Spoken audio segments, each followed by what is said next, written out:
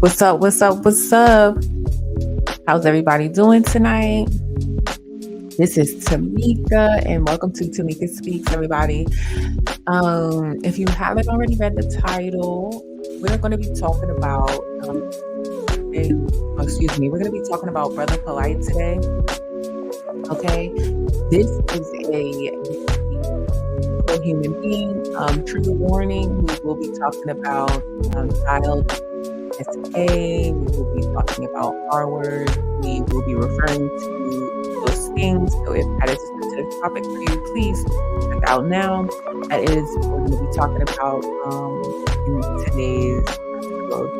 So if you are not familiar with Brother Polight is actually, I don't like to use this term, but like a member or one of the founding members, really, of like the Hotep community, if you will, for lack of a better word. So if you're not familiar, but basically that's a bunch. It's not a bunch, a lot of different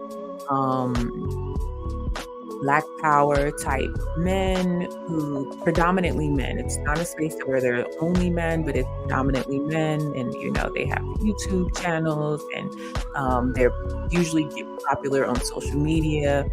You may be familiar with Brother Salnetta, who is another leader in the community. I don't know if Polight was a leader, but he was very close to a lot of the leaders. So which makes this so alarming. Okay. And he definitely led his own kind of movement, or went his own kind of way, where he branched off. So the reason I'm speaking on this particular person today is because I'm familiar with him. I'm familiar with the community. And I felt as though this could be it. Well, this situation is important because it involves a mother and her child, a single mother and her child, who he manipulated, and later on SA'd her child, her 14-year-old, a woman that he was dating. He's like one of those where he has multiple wives and everything. But I found this awesome lady on. I'm going to share my screen with you guys. Let's go ahead and get into it. She can explain it a bit better than I can. I might be using too many words, too many things too. I don't want to confuse you guys. So here we go. I'm going to share my screen. Shout out to Aya Inani. On TikTok, if you care at all, check her out. Give her a follow on TikTok. She pretty much is going to explain in this video who he is, and then what he's now been convicted. He's been charged with these crimes, and he's accepted a plea deal to these crimes. And I'm going to go ahead and play the video, and then we'll get into it. Community and their let me make sure you guys can hear appropriately. Cut this back a little. Okay, and then we're going to go back and Mr. Brother Michael Novak Polight.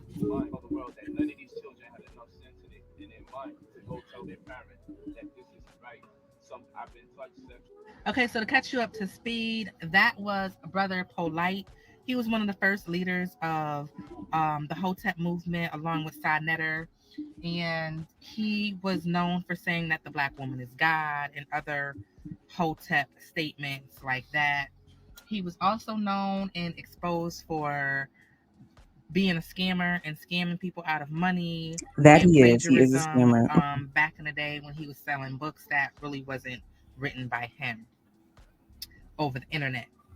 It's also alleged that he's been a longtime pedo and child groomer, as one of his wives, I believe, if not the first one, the second wife, was allegedly only 15 years old when he met her. And him and the other wife allegedly told her mother that they would take care and provide for her. And then next thing you know, she ended up becoming one of his wives. So a few years ago, he was charged with SA of a minor, and that minor child happened to be one of his girlfriends that he was dating at the time, daughter. So this document says According to police report, Nowak, who is a motivational speaker and author, lives in Los Angeles and asked the woman if he could take her daughter to an after party at a club in Miami. The report states Nowak took the teen to his hotel after seeing that the club was closed. Police say the suspect gave the teen alcohol and started dancing and touching the teen inappropriately, groping her boobs, inner thighs, and butt. It goes on to say that Noah tried to force the teen to perform on him. The teen allegedly passed out and woke up to Noah trying to make her throw up. These are serious allegations, but in any situation, there is always motive. There is always a lot behind the scenes that the public is not going to be able to see. The report states that the girl's mother found her intoxicated and possibly on drugs with severe swelling to her mouth and lips. It later states that Noah told the mother not to call the police because it would ruin his career. Noah was served with a DNA warrant in June and surrendered to police on Monday. So fast forward to today, y'all, and it would appear that he finally has had his day. And I'm sorry, I'm not sure what happened to her volume, but I'm going to pause it here so that I can explain what she's saying. Basically, so today, um, Polight, um, Michael Noyak, what's his name? Mike Noyak. Basically, he pled guilty to multiple charges. One of them being the endangerment abuse of a child, and I believe it does include rape and then other things because it's not specifically um, SA. Excuse me, I've already said the word, but it does refer to the R word in the particular charge. He pleaded to these two charges that were, and these are charges that were downgraded from his original charges. So he pled to the downgrade of the charges. He then was sentenced to about to 7 years in the state prison. So he will be doing 7 years in state prison for, I believe, inappropriate conduct with a child and child endangerment, child abuse are some of the things that he pled to.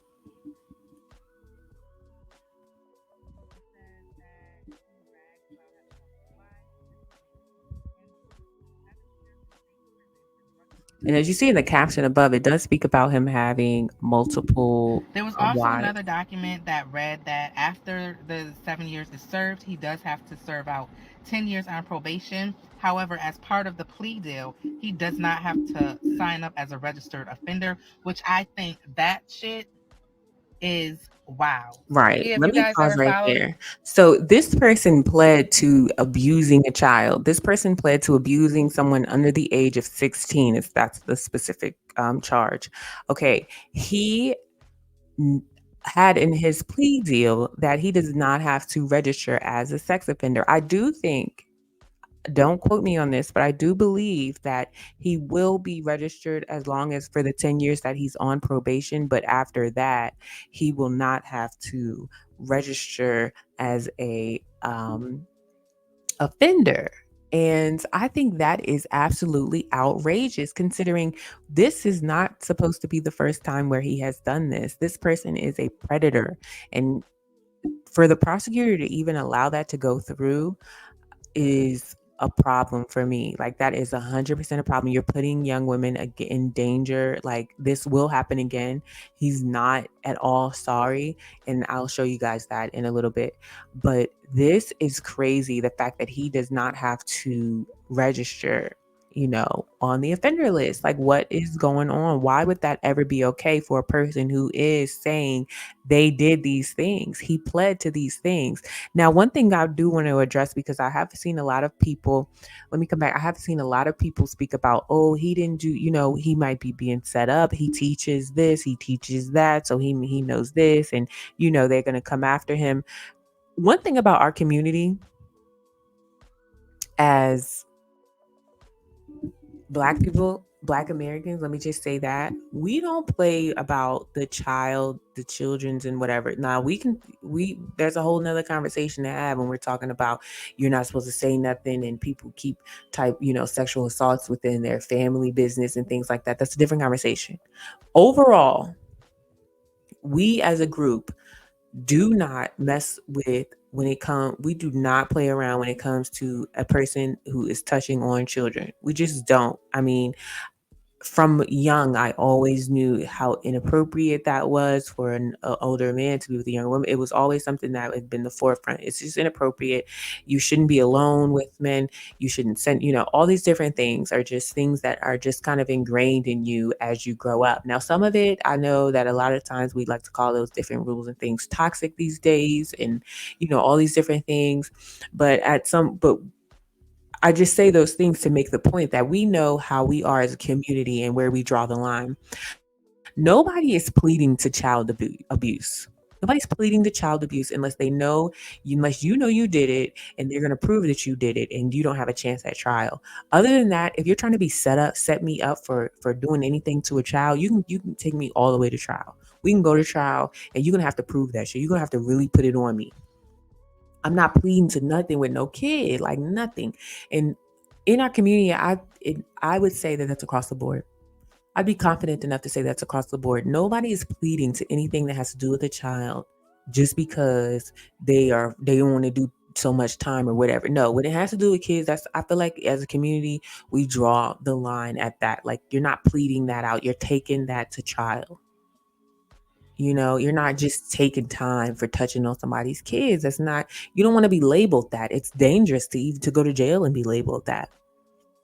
So for the most part, I feel as though this is a black man who pled guilty because he did it, not because he's being set up. And I'm just saying that specifically because that is a narrative that's being pushed right now. And I understand that community is strong as far as like their support for each other. And I do see a lot of them coming out and they're speaking against this person as they should. Because again, as a community, we know we're not going to condone that.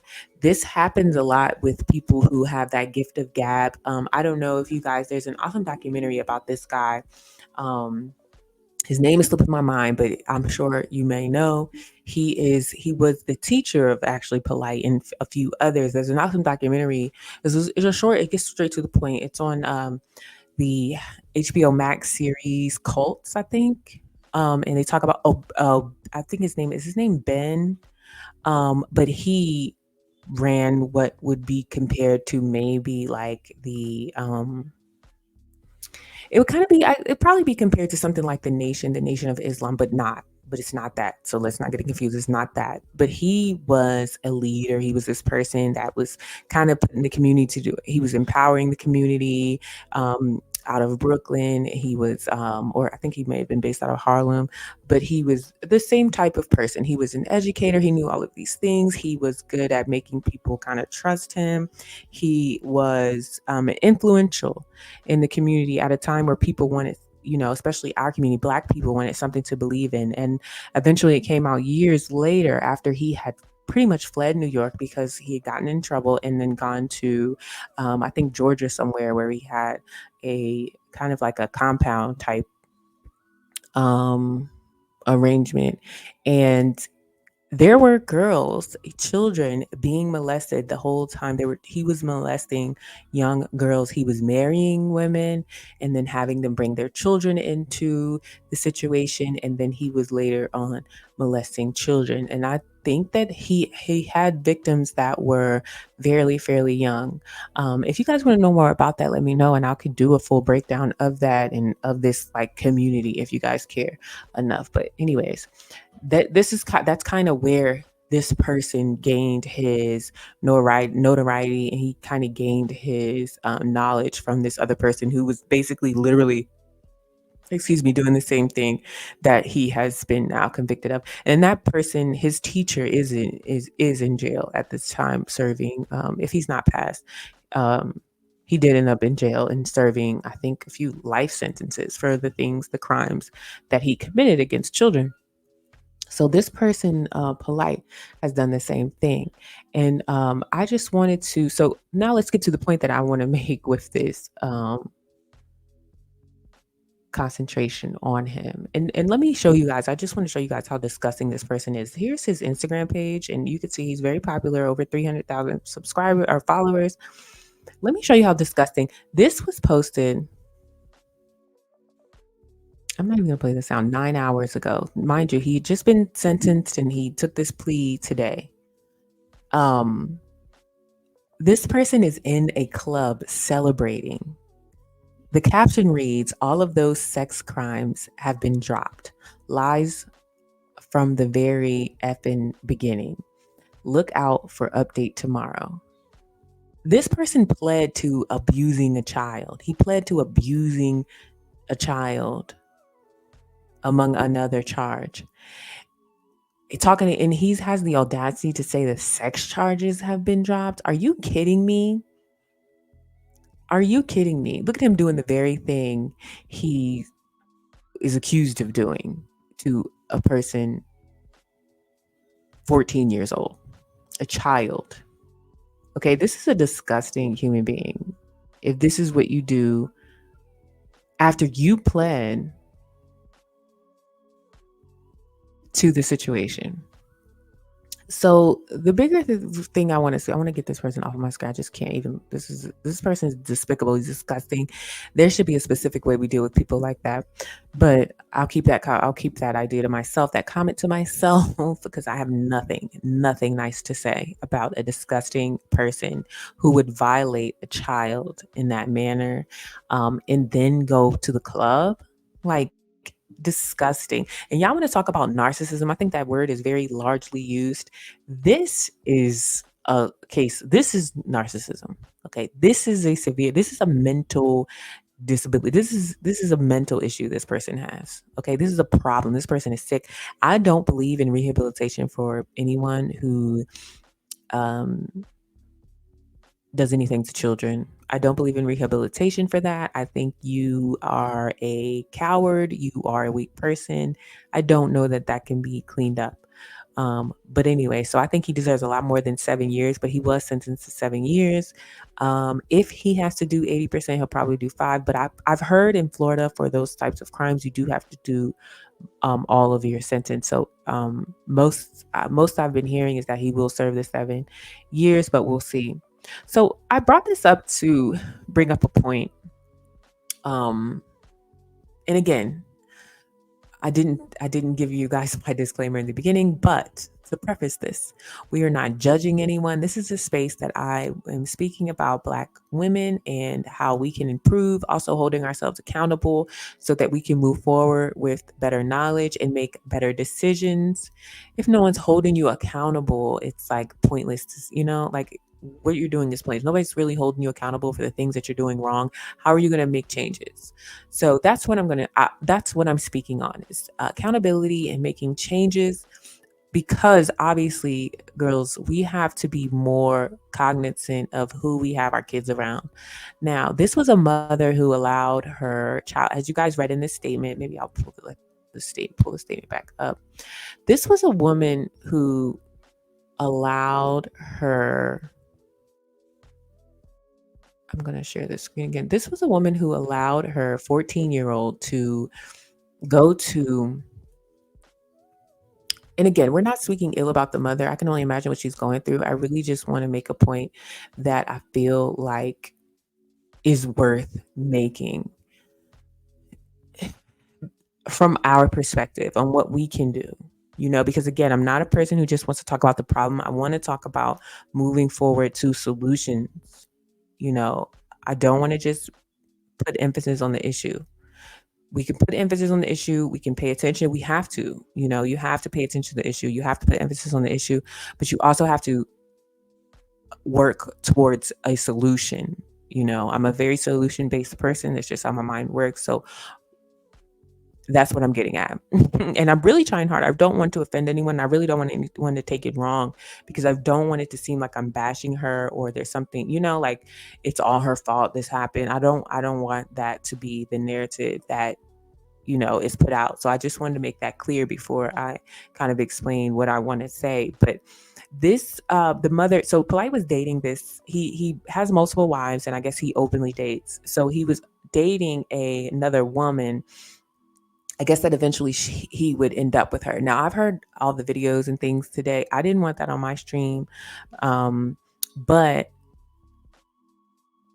I did hear a lot of, I've heard all of the audio from the court that he went to court today. I've heard all the audio from the court. They do a Zoom, so it's open to the public, all these different things. So a lot of people have it up. Go look it up on YouTube. You can definitely find it. Again, I didn't want to put it on my stream, but go look it up on YouTube. You'll find her statement and everything, from this mother. And there was nothing more heartbreaking about this situation than to hear that statement from the mother, giving that statement, letting the court know how she felt and how this person has affected her life and her child's life forever. She's making that impact statement. And it was very impactful because she expresses how much she trusted him and how her child trusted him, and trust, let's just be honest, will make us do some crazy things, especially when it's trust wrapped up in a little bit of lust, or a little bit of what we think might be love, or affection. Trust can be dangerous depending on who you give it to, which is why everyone doesn't deserve everyone. We don't owe everyone our trust. So one of the bigger things for me is that the allegations were made, and I want to also commend this mother for going directly to the police. She took her child to the hospital. She even states in her statement that Polight tried to hold her hostage. He did not want her to go to the hospital after he brought her child back to her with a swollen mouth, bruises on her body. There had even been said there was semen on her clothing. Okay.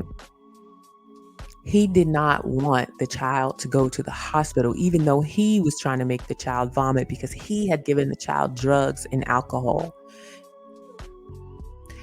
and then tried to make her vomit after forcing himself on her. I just want you guys to get a picture of who this is. A monster. Okay, this is a monster. So she states that she allowed her child to go with Polight to a after party, and then he stated the club that he was taking her to ended up being closed, so they went back to his hotel room. Now, in the statement, she speaks about allowing him to go with her because he was supposed to be having a conversation with her, he needed to have a private conversation with a 14-year-old, and again, she trusted him. Her child trusted him. She and her child trusted him.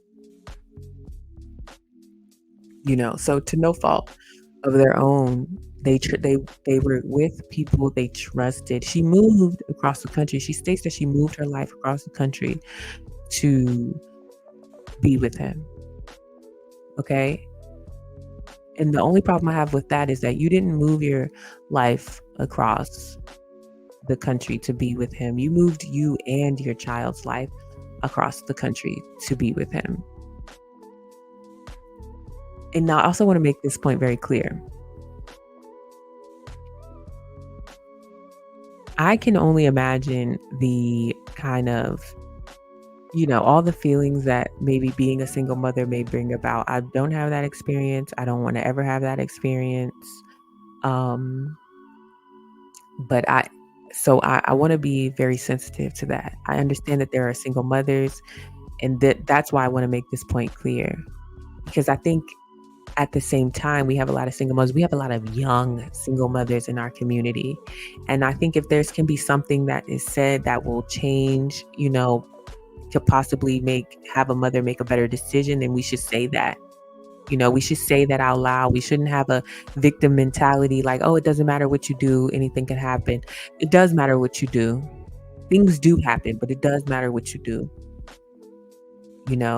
At the end of the day, we are in charge of the decisions that we make. We can either go in one direction with our decision or go in the other direction. Either way, it's going to have consequences. So I just want to be clear about that. Because what I want to say is, if you have a child, if you're a single mother and you have a child, boy or girl, in my opinion, because I feel as though a predator is a predator, and they may have preferences, but they also are predators. So things could change up. You don't know. So I say male or female, but specifically a female, and you are a single mother, that child's father is not involved, you need not to have a man outside of that child's father doing anything along with this child. Now, it's one thing to have male influences, for them to have uncles and cousins and people that are related to you, that even then, most of the time, a child is molested by somebody close to them. Usually it's someone in relation to them. People that are around, people that they know. So we do have to be we have to be so much more cognitive and have so much more discernment when we are by ourselves, because we don't have that second pair of eyes. You don't have that second pair of ears. You may have so many other things going on that you may not catch the weird vibe right away. So in my opinion, and what I think, this situation was messed up from the beginning, because there shouldn't be, not that there shouldn't be, not you should definitely want a positive male figure in your child's life, male or female, but you have to be present. You have to be present. You just don't know you don't know who people are, really. You don't know. People are master manipulators. So even if you're not calling anything off limits, I don't care how much you trust this person. That person should be off limits to your child. That your child should be off limits to that person around any situation. I don't care if you're all just going to dinner. You don't allow that child to go to the dinner with another man that's not a person that's related to them. And even if they are, have someone go with them. We have to try, and I'm not saying that things will eliminate oh no, we're just going to be protected from pedophiles because we are just we're going to make sure they're never around, or we're going to try and be present all the time, or da da da da da. I'm not saying that. Obviously, I'm not making a blanket statement, but do I think that there are things in this situation that could have been avoided, and we could have gotten to a point where this person was exposed without her child having to be collateral damage? I do. I think there's no conversation that needs to be had with a 14-year-old privately with a 40-year-old man who is not her father. That is the blanket statement I'm going to make across the board. There is no reason for a 40-year-old man needing to have a private conversation with a 14-year-old child that doesn't belong to him. No reason. Not even one. And I would dare anybody to challenge that. You can't. What is it that a 40-year-old man needs to privately speak to a 14-year-old child about, where their biological parent or whoever their guardian is not present? That you get to take them to an after party?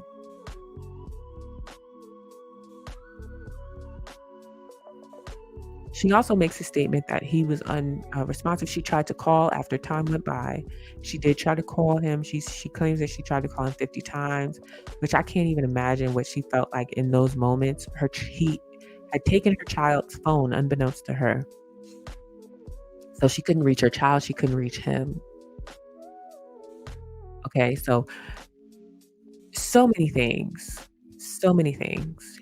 He later then brings the child back to her in disarray.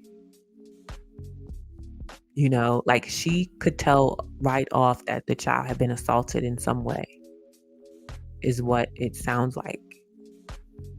She states that he tried to hold her hostage from taking this child to the hospital. So this is a sick person. He even referenced his career being in danger if she took the child to the hospital, even though that she looked at the child and could tell the child was under the influence of some sort of drug and alcohol.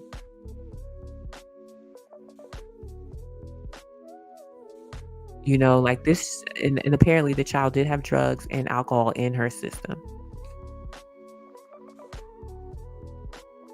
which she stated was forced.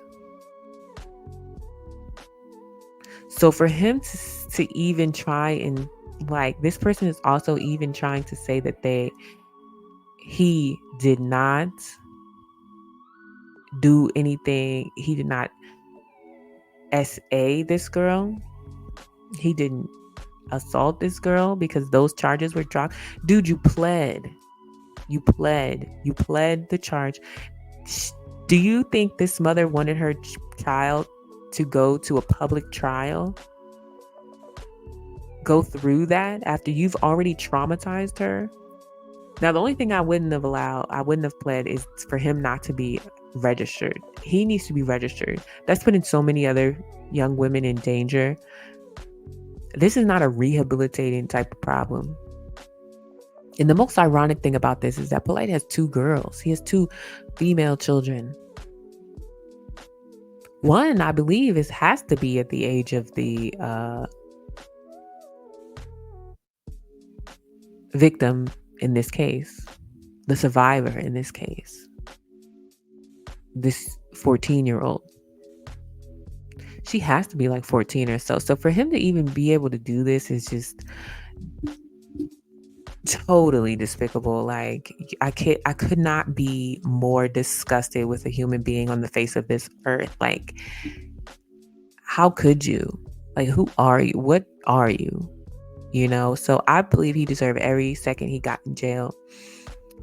And I also believe, because 2 things can be true at one time, guys, before the outrage, 2 things can be true at the same time. He deserves every second and more.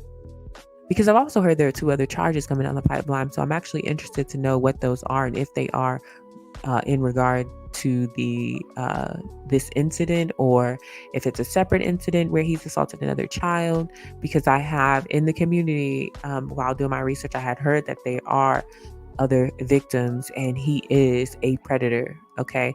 Now, why it got to this point to where this person was able to, this poor child, had to be the collateral of this person being exposed. Well, people keep other people's secrets, and I'm hearing a lot of that happening in the community. But again, that's a whole other video, because it's such a huge, it's like the rabbit hole. Listen, the rabbit hole, guys. But the mother, I feel so, I feel bad for her. Absolutely. I'm not one that likes to play the blame game either, but I do think that certain situations can be avoided. I think sometimes when you're a single mother, you are looking for that father figure. You are looking for that, husband. You are looking for that love, which you deserve as a woman. You do deserve someone to love you and treasure you and, make you feel special. I just think that we have to keep that separate from our children, because once our children get involved, it changes the relationship between that person and you. I just think we should keep that separate.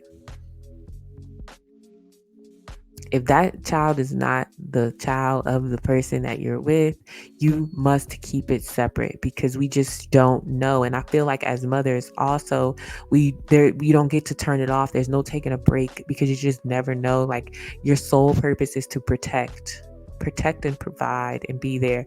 You have to protect. You don't get to turn it off. Unfortunately, there is no break that we can take.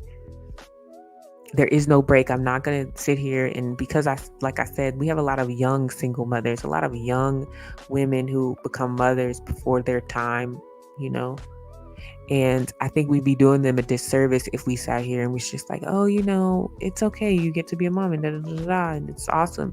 It's not always awesome. It's not always great. And again, you do not get to turn it off. I myself was assaulted at a young age. I was about 14 or 15. And it was crazy to me, because, and I'll go into this another day. Maybe we'll do a story time. But I was adopted, and I was adopted around like 12 or so.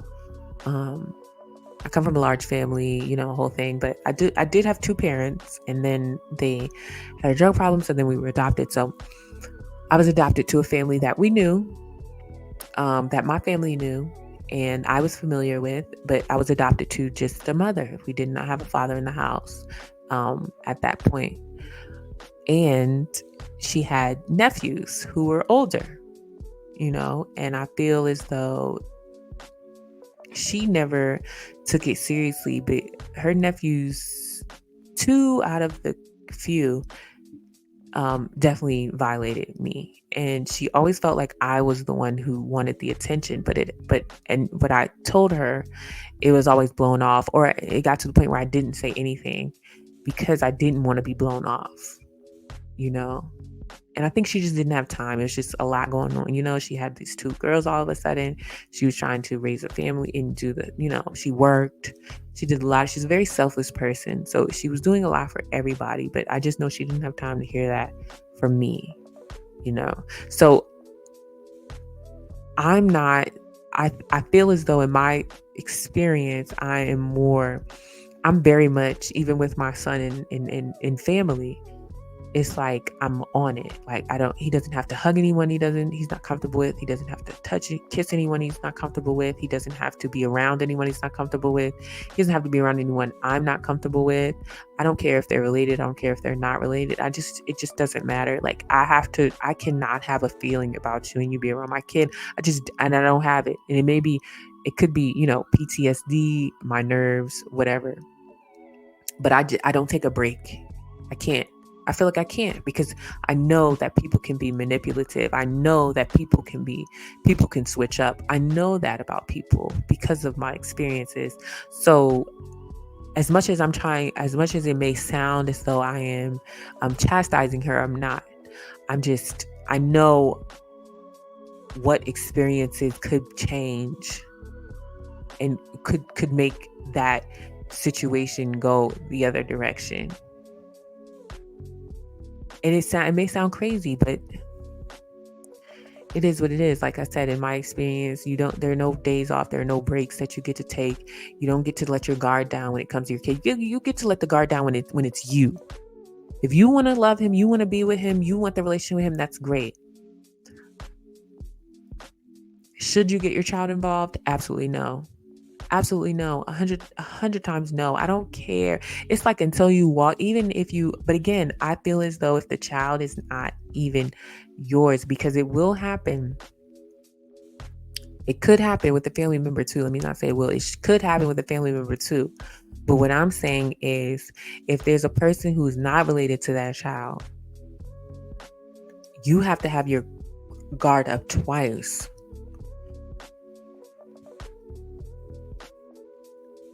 Because if that is not even that person's child, and even if there's an inkling, and I'm not saying she ever heard anything, it wasn't hard for me to find anything.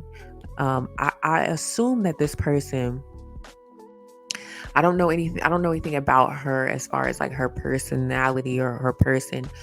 So I don't know if she had been aware of allegations that have been brought on him prior to her situation. I don't know. She started dating him, and then she said she moved across the country for him. So I would assume that she would look into him. Now, he has had an allegation before too. One including one of his wives, and the other one including a wife of his. Another daughter of one of his wives.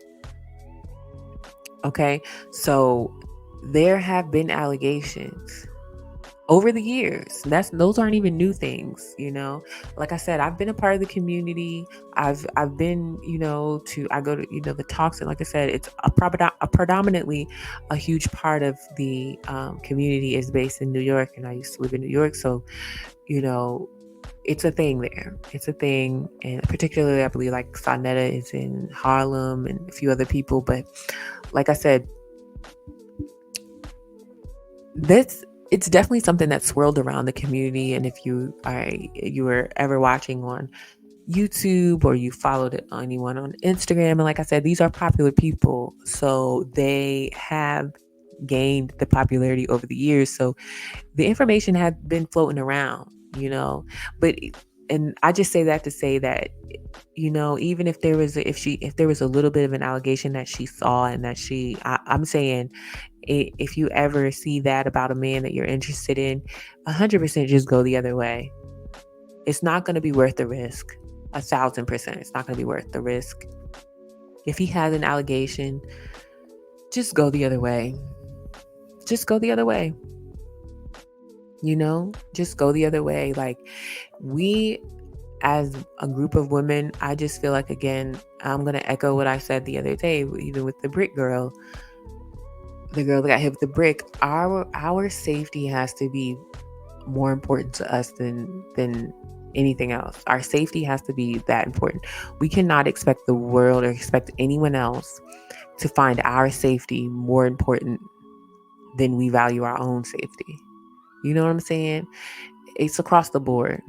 That child is an extension of you. You can't think that there's someone else who wants to protect that child more than you. It's not a thing. It doesn't happen most of the time. And I would take this a step further, and just to make the point of, this is why, families are important. Full faith, having a mother and a father is important. There should be two lines, not to say that obviously, because I know that's going to be a thing. Oh, anybody from a family can be molested. You can't, a predator is a predator. Yes, a predator is a predator. But I mean, read the statistics. Statistics show that children that grow up in a single family home are more vulnerable for so many things, SA being one of them. So let's just be honest about that. Why not minimize that number a little bit more if we can? If we can get one less child that has to deal with that type of trauma, why not express that? Why not put that out there? If we could have one less child to have to experience that trauma, and we know that we could better those chances of one child not having to experience that trauma, would we do it? I would. I did. I am. So we can't just leave it to chance. We cannot just leave it to chance. We have to make these decisions. We have to get ahead of the game. That's what I'm about. I want to play ahead of the game. I'm done playing I don't want to play in the background anymore. I'm not just, oh, you're a woman, so these things, these things are just going to happen to you. Oh, no. There are things we can do to change the outcomes of the situation. There are things that we can do. You cannot convince me otherwise. There are things that we can do, even if it's just a little, even if it's for one child, even if it's for one woman, to be able to get to the next stage in her life without having to experience this type, these traumas. Then we should do those things if they're worth doing. We can't just leave it up to fate, leave it up to the world to decide what we can and cannot do, how we can and cannot move, what we, it's just going to happen. So we just have to suck it up. I don't believe in that type of rhetoric. I don't believe in that belief that, we're living in a world we can always, it's just going to be, no. What can we do to change the outcomes, to avoid situations altogether? Like I said, even if it's one child, if we could keep one less child from experiencing this type of trauma. Yes, it's not, like I said, I'm not trying to downgrade or downplay this woman's role as a mother at all. Not at all. I'm not even trying to downplay or degrade my own mother's role as a mother.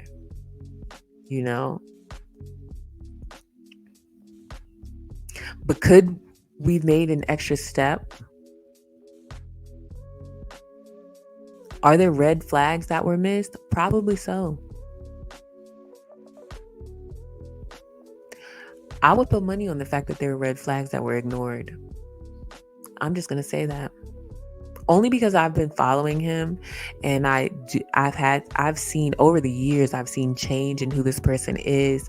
You have to pay attention to who people are when they have money, when they get money.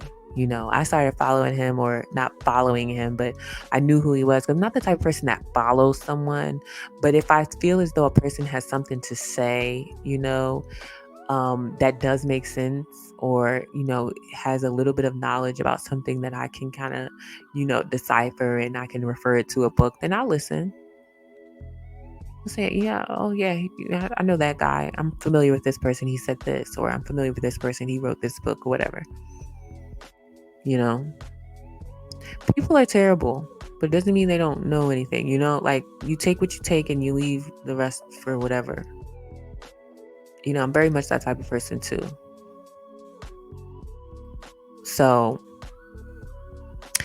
anyways, guys, that's all I got to give today to this situation.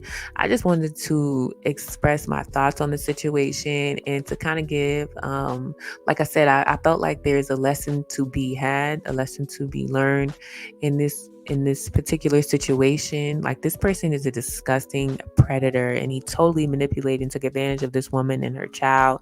And it's just disgusting. The 7 years to me is even worse, because it's like 7 years and you don't have to register. This person should be doing 20, 30 years, which is what he was facing before he pled it down. But nonetheless, he is going to serve time. He is going to jail. Thank the universe, whatever God you believe in, for that. This is a predator that's going to be off the street. But I felt like the point was so much more important also, because this person is going to be let back out after 5 or so years, and will be on probation for a little bit, but then after that, he will not be registered as an offender. You will not know if this person moves into your neighborhood. You will not know if this person lives next door to you. So all I'm saying is, he's not the only one. He's not one of a kind. So if you feel like, if you ever feel as though there was something you could do differently, or a situation that you could, you understand that. So what we're supposed to do is look at these situations and learn something from them. No, we're not going to prevent every SA, child SA. We're not going to know every single time, but can we take steps to make those chances smaller? We absolutely can. That's in our power. And I'm not ever going to be the girl that pretends she didn't have any power, because I do. And you can do everything in your own power to lessen the chances of your child. I think as a mother, you do that every day anyways, whether consciously or unconsciously. You're always doing something for your kid to lessen the chance of them experiencing something, that you feel as though they don't need to. So that's all I'm saying, is that we can take a little extra step. We can, like I said, there's never going to be a time where a 14-year-old will need to meet with a 40-year-old man that's not her father privately. Even when your child gets called into the principal office, there's another person there, and they call the child's parent. There's no reason in the world for a child, anybody's child, to be alone in a room or in a club, whatever the situation was. There's just no reason.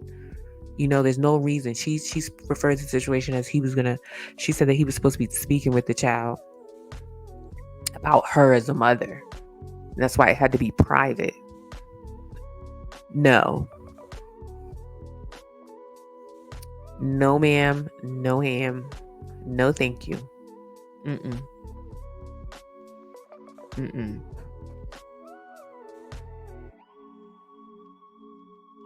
So anyways, that's all I have on this situation. I know I said that before, but for real this time I'm getting off. That's all I have on the situation. I hope you guys take the points that I've been making and, think about it. Let me know in the comments, what do you guys think about the situation like this? Do you think that this person deserves the amount of time that he got? Do you think he deserved more time? What do you guys think? Leave me your opinion. Let's talk about the situation. Let's talk about, let's talk about motherhood. Let's talk about all the things that we do to prevent things like this, or try and prevent, because there's no real, like I said, 100%. You're not going to be, you're never 100% going to know somebody else, but you can definitely take the steps to lessen the chances of your child having to experience something like as traumatic as this situation, because this child's life is forever impacted. It will forever shape the person that she is, the person that she's going to be. Her mother also, this has completely changed them as people. This is not something to be taken lightly, and I'm speaking from experience. This changes you. So if we can lessen the chances of these things happening just a little bit, I think it'll be worth it. I think it'll be worth it to make a different decision. So, with that being said, this is TamekaSpeaks. Thank you guys for stopping by. This week we are manifesting, or what day is it? This is Tuesday. This Tuesday we're manifesting even more. We're manifesting more 100 subscribers. We're manifesting 100 listeners. I am manifesting, that any child that has ever had to experience anything that in this, across the board, if they've ever had to experience anything like this, someone who has been inappropriate with them or made them feel uncomfortable, I am manifesting that they are released from that trauma and released from that pain, and they're able to move past it, and they are able to grow and, become the people that they want themselves to become, and not what that situation can turn them into. So again, guys, I hope you have enjoyed this episode. Again, I'll be in the conversation down below. Hit me up. I will be there. I want to hear what you guys got to say. And I'm out. Have a great night, and thanks for stopping by.